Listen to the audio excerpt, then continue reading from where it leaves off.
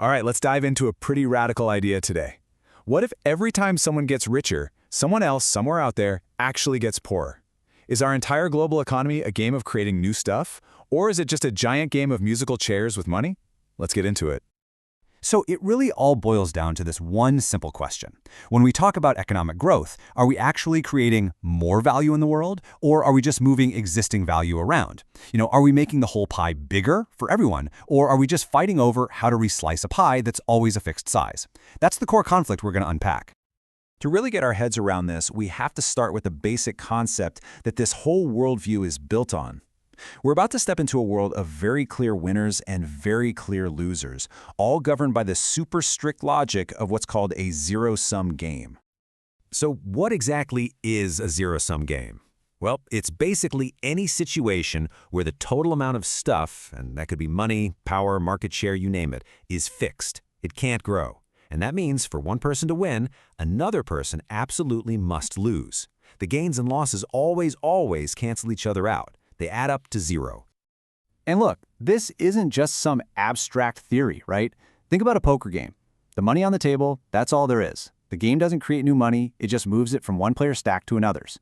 Or think about a really fierce business rivalry where two companies are battling it out for the same limited pool of customers.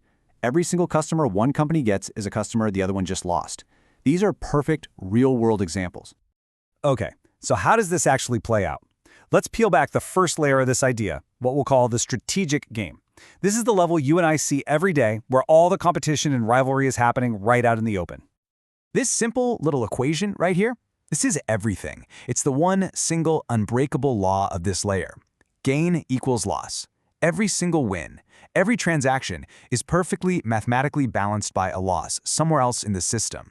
It's the engine driving this entire way of thinking. So what kind of world does an equation like that create? Well, it's a world where competition just naturally crowds out collaboration. It leads to what's called systemic disharmony. And it's all driven by a scarcity mindset, this core belief that there just isn't enough to go around, which, of course, pushes everyone to look out for number one, often at the direct expense of others. This slide really nails down the rules of the game.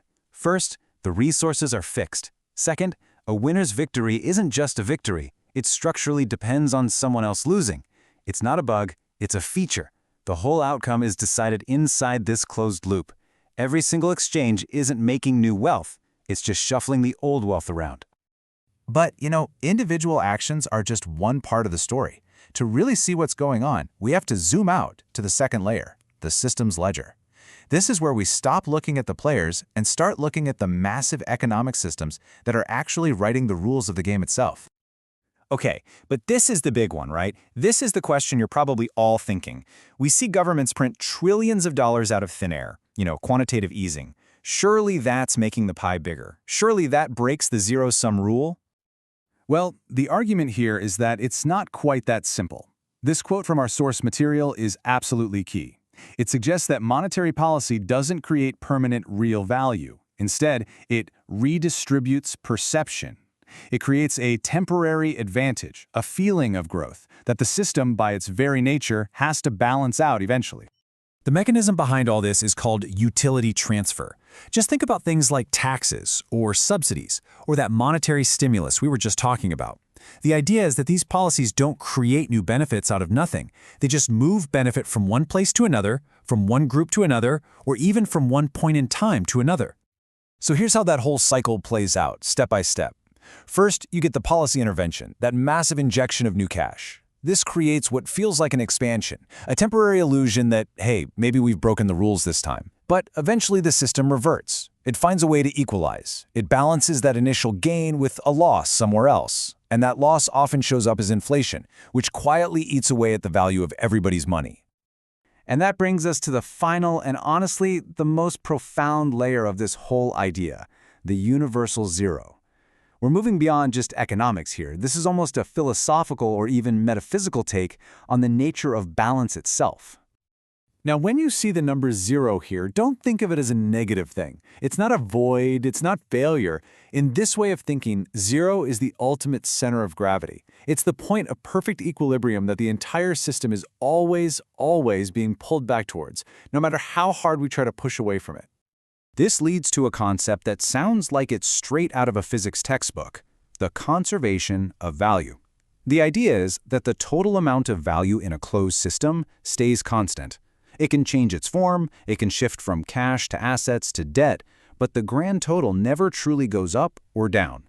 It's conserved. So, the really crucial point here is what this universal zero truly represents. It's not an absence of something, it's perfect balance. It's not a void, it's the completion of the entire cycle. It's the final ultimate accounting, where every single stimulus check and every resulting bit of inflation, every company's big win, and every competitor's painful loss finally gets reconciled. Okay, so after all that, I know it might be easy to see this as a pretty bleak, maybe even defeatist way of looking at the world, but the source material argues that's exactly the wrong way to think about it. This is all about awareness. You've got the illusion on one side, this endless chase for infinite growth, always trying to control and manipulate the system to squeeze out more and more. And then you have the awareness. This perspective offers a mindfulness of the system's built-in limits and a goal that isn't about control, but about understanding and finding balance.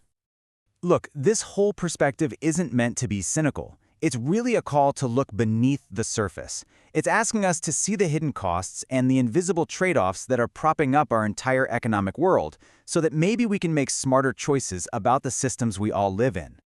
Which leaves us with one final, really powerful question to think about. If this way of seeing the world is true, and our economies really are operating under these strict, balanced rules, is it even possible to change the game itself?